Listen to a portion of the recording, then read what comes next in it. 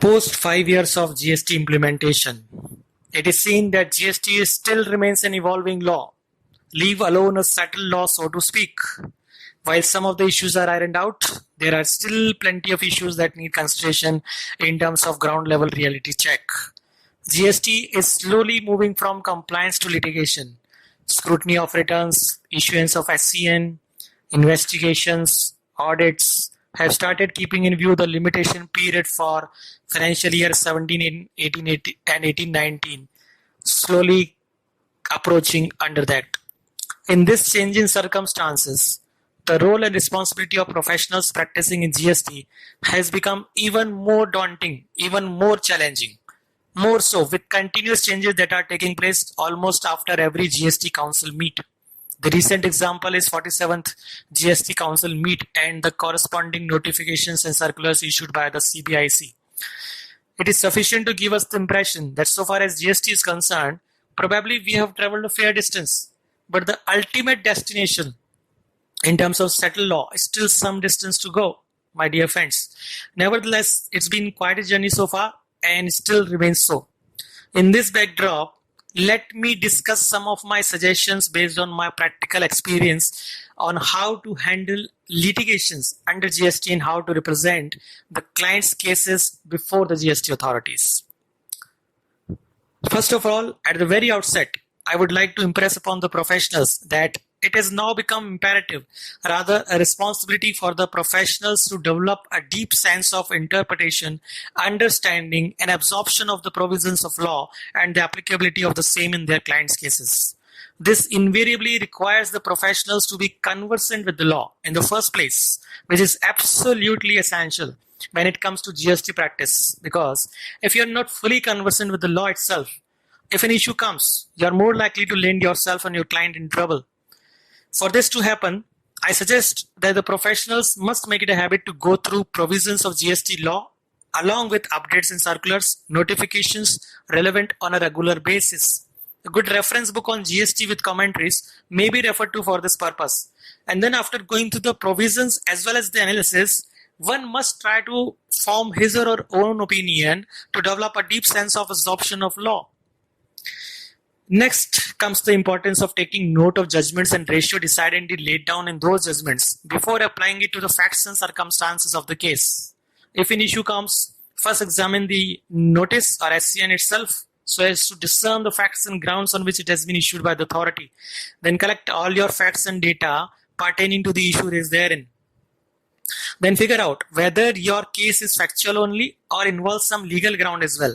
Once having decided, you have to jot down the factual arguments and legal arguments separately. At this stage, you need to be very clear in your mind as to which stand you are taking and whether under the circumstances that stand would help your case or not.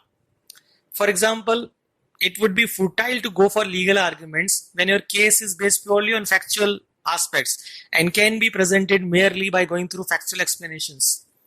If your case involves legal ground, think and jot down the possible legal arguments which are applicable to your case. Browse through the prominent case laws on the subject matter. Make use of some good online or offline text library or text magazine. Identify the key applicable case laws which are in your favor. Analyze the facts there, the ratio decidedly involved. Also see if case law in your favor has been overruled or distinguished in another judgment, which is extremely important. Do not quote a judgment unless its ratio decidedly is in your favor and the issue is identical or similar and it is not been overruled. Sometimes you may come across a situation where just going through the SCN or ASMT 10 or any other proceedings, you may find that the facts or figures mentioned therein are erroneous and doesn't match with the actual facts. For example, while issuing ASMT 10 for alleged mismatch between 3B and 2A for the financial year 17-18, the authorities may wrongly mention the amount of credit appearing in 2A, whereas in fact 2A might show some different amount of credit. So you need to download 2A as on date and also compare it with the ITC as per 2A reflecting in GSTR 9. If there is any discrepancy in the notice itself, you must bring it to the notice of the authority issuing such notice at the very first instance. Finally, after going through the provisions, matter in issue, legal and factual background, along with applicable case law if any, you may sit down to draft reply to the issue in hand. While drafting reply, bear in mind the intricacy of the issue involved, whether in your opinion the issue is settled or not, and whether the issue is likely to lead to further litigation at the higher level, not just in your case but in general as well.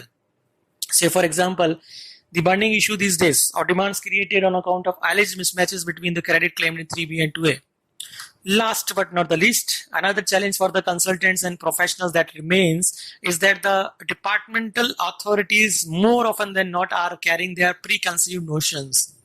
In most of the cases, it will be seen that authorities themselves are not trained and knowledgeable enough to handle some of the complex issues that are coming out from their intelligence mechanism and communicated to them through the intelligence mechanism. In such cases, a professional needs to stay calm while dealing with authorities and try to represent his client to the best of his ability. It is also better for a professional to admit if there is any lapse or if there is no recourse available. In such a case, you have to be honest with your client as well and not try to satisfy client incorrectly by giving him misleading information or false solicitation. Instead, be honest and tell him precisely that this much cannot be defended. At the same time, art of advocacy must be learned over a period of time, which comes through practice and experience. The more issues you handle, the more ripe you become. At all times, maintain your calm, maintain your composure, and represent your client to the best of your knowledge and ability. Thank you very much.